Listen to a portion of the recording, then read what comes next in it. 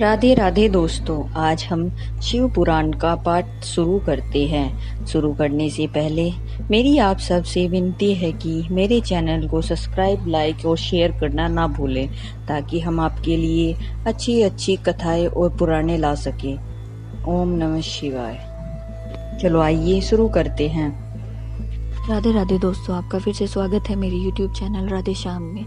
आज हम आपको आगे की कथा सुनाते हैं, जिसमें प्रथम ज्योतिर्लिंग सोमनाथ के प्रादुर्भाव की कथा तथा उनकी महिमा। ऋषि का बोली, देव महादेव शरणागत वत्सल्य, आप दीन बंधु हैं, भक्तों की सदा रक्षा करने वाले ईश्वर है। अपने मूड नामक असुर से मेरे धर्म की रक्षा की है, क्योंकि आपके द्वारा यह दुष्ट असुर मारा गया है। ऐसा करके आपने संपूर्ण जगत की रक्षा की है। अब आप मुझे अपने शरणों की परम उत्तम एवं अन्यन भक्ति प्रदान कीजिए। नाथ, यही मेरे लिए वर है, इससे अधिक और क्या हो सकता है। प्रभु महेश्वर, मेरी दूसरी प्रार्थना भी सुनिए। आप लोगों के उपकार के लिए यहाँ सदा के लिए स्थित हो जाइए। महादेव जी ने कहा, ऋषि के तुम सदाचारणी और विशेषतः मुझ में भक्ति रखने वाली हो। तुमने मुझसे जो जो वर मांगे हैं वह सब मैंने तुम्हें दे दिए हैं। ब्राह्मणों, इसी बीच में श्री विष्णु और ब्रह्मा आदि देवता महाभगवान शिव का आविर्भाव हुआ। जान हर्ष से भरे हुए आए और अत्यंत प्रेम पूर्वक उन शिव को प्रणाम करके उन्हें सबने उनका भली भांति पूजन किया। फिर शुद्ध हृदय से हाथ जोड़कर मस्तक झुकाकर उनकी स्तुति भी की। इसी समय साध्वी देव नदी गंगा उस ऋषिका से उनके भाग्य की सराहना करती हुई प्रसन्नचित होकर बोली। गंगा जी ने कहा, ऋषि के वैशाख मास में एक दिन यहाँ रहने के लिए मुझे भी तुझे वचन देना चाहिए। ये उस दिन में भी इस तीर्थ में निवास करूंगी। सूत जी कहते हैं, महर्षि गंगा जी की यह बात सुनकर उत्तम व्रत का पालन करने वाली सती साध्वी ऋषिका ने लोक हित के लिए प्रसन्नता पूर्वक कहा, बहुत अच्छा, ऐसा ही भगवान शिव ऋषिका को आनंद प्रदान करने के लिए अत्यंत प्रसन्न हो उस पार्थिव लिंग में अपने पूर्ण अंश से विलीन हो गए।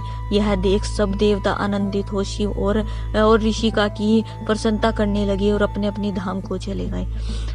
तदंतर कपिला नारी के कलेश्वर, रामेश्वर आदि की महिमा बताते हुए सूत जी ने समुद्र के तट पर स्थित गोकर्ण क्षेत्र के शिवलिंग की महिमा का वर्णन किया। फिर महाबल नामक शिवलिंग का अद्भुत महत्व सुनाकर अन्य सब बहुत से शिवलिंगों की विचित्र महत्व कथा का वर्णन करने के पश्चात ऋषियों के पूछने पर वे ज्योतिर्लिंग का वर्णन करने लगे।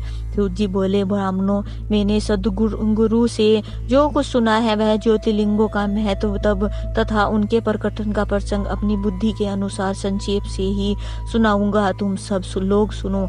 मुने ज्योतिर्लिंग में सबसे पहले सोमनाथ का नाम आता है, अतः पहले उन्हीं के महत्व को सावधान होकर सुनो। मुनीश्वरों, महामना प्रजापति दक्ष के ने अपनी अश्वनी आदि 27 कन्याओं का विवाह चंद्रमा के साथ किया था। चंद्रमा को स्वामी के रूप में पाकर वे दक्ष कन्याएं विशेष शोभा पाने लगी तथा चंद्रमा भी उन्हें पत्नी के रूप में पाकर निरंतर सुशोभित होने लगे। उन सब पत्नियों में भी जो रोहिणी नाम की पत्नी थी, एकमात्र वही चंद्रमा को जितनी प्रिय थी उतनी दूसरी कोई पत्नी कदापि प्रिय नहीं हुई। इससे दूसरी स्त्रियों को बड़ा दुख हुआ। वे सब अपने पिता की शरण में गई। वहां जाकर उन्होंने जो दुख था अपने पिता को निवेदित किया। द्विज वह सब सुनकर दक्ष भी दुखी हो गए और चंद्रमा के पास आकर शांति पूर्वक बोले। दक्ष ने कहा,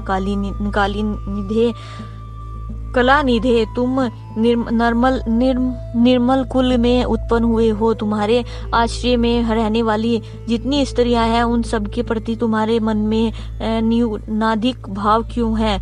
तुम किसी को अधिक और किसी को कम प्यार क्यों करते हो? अब तक जो किया सो किया, अब आगे फिर कभी ऐसा विषमतापूर्ण बर्ताव तुम्हें नहीं करना चाहिए, क्योंकि इसे नरक देने वाला बताया गया है। सूत जी कहते हैं, महर्षि राशियों अपने दामाद चंद्रमा से स्वयं ऐसी प्रार्थना करके प्रजापति दक्ष घर को चले गए। उन्हें पूर्ण निश्चय हो गया था कि अब फिर आगे ऐसा नहीं होगा, पर चंद्रमा ने प्रबल प्रभावी से विवश होकर उनकी बात नहीं मानी। वे रोहिणी में इतने आसक्त हो गए थे कि दूसरी किसी पत्नी का कभी आदर नहीं करते थे। एक बात को सुनकर दक्ष दुखी हो फिर उन्हें स्वयं आकर चंद्रमा को उत्तम नीति से समझाने तथा नियोचित बर्ताव के लिए प्रार्थना करने लगे। दक्ष बोले, चंद्रमा सुनो, मैं पहले अनेक बार तुम्हें प्रार्थना कर चुका हूँ, फिर भी तुमने मेरी बात नहीं मानी, इसलिए आज शाप देता हूँ कि तुम्हें अक्षय का रोग हो जाएगा। सूत जी कहते हैं, दक्ष के इतना कहते ही क्षण भर में चंद्रमा अक्षय रोग से ग्रसित हो गए।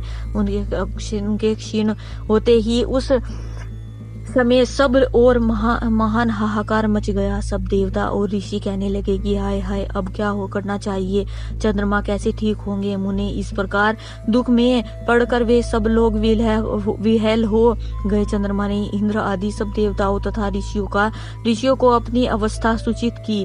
तब इंद्र आदि देवता तथा विशिष्ट आदि ऋषि ब्रह्मा जी की शरण में गए।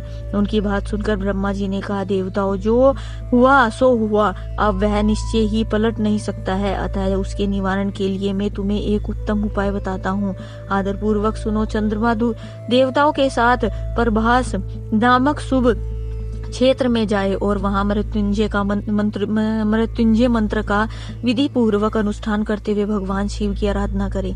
अपने सामने शिवलिंग की प्रार्थना कर स्थान की स्थापना करके वहां चंद्रदेव नित्य तपस्या करे। इससे प्रसन्न होकर शिव उन्हें क्षय रहित होकर देंगे। तब देवताओं तथा ऋषियों के कहते ही ब्रह्मा जी की आज्ञा के अनुसार चंद्रमा ने वहां 6 महीने तक निरंतर तपस्या की। मृत्युंजय मंत्र से भगवान वृषभध्वज का पूजन किया। 10 करोड़ मंत्र का जप और मृत्युंजय का ध्यान करते हुए चंद्रमा वहां स्थिरचित होकर लगातार खड़े रहे। उन्हें तपस्या करते देख भक्त वत्सल्य भगवान शंकर प्रसन्न हो उनके सामने प्रकट हो गए और अपने भक्त चंद्रमा से बोले। शिव जी ने कहा, चंद्रदेव, तुम्हारा कल्याण हो, तुम्हारे मन में जो अभिष्ट हो वह वर मांग लो, मैं प्रसन्न हूँ, तुम्हें संपूर्ण उत्तम वर प्रदान करूंगा। चंद्रमा बोले, देवेश्वर, यदि आप प्रसन्न हो तो मेरे लिए क्या असाध्य हो सकता है। तथापि प्रभु शंकर, आप मेरे शरीर के इस अक्षय रोग का निवारण कीजिए, मुझसे जो अपराध बन गया हो वह उसे क्षमा कीजिए। शिव जी ने कहा, चंद्रदेव, एक पक्ष में प्रतिदिन तुम्हारे कला क्षीण हो और दूसरे ही पक्ष में फिर वह निरंतर बढ़ती रहे। तदंतर चंद्रमा ने भक्ति भाव से भगवान शंकर की स्तुति की। इससे पहले निराकार होते हुए भी वे भगवान शिव फिर साकार हो गए। आज की कथा हम यही समाप्त करते हैं। आगे की कथा आपको कल सुनाएंगे। ओम नमः शिवाय। अगर आपको मेरी वीडियो अच्छी लगी तो बेल आइकन दबाना ना भूलें, ताकि आपको मेरे आने वाली वीडियोस का नोटिफिकेशन मिलता रहे। धन्यवाद। ओम नमः शिवाय।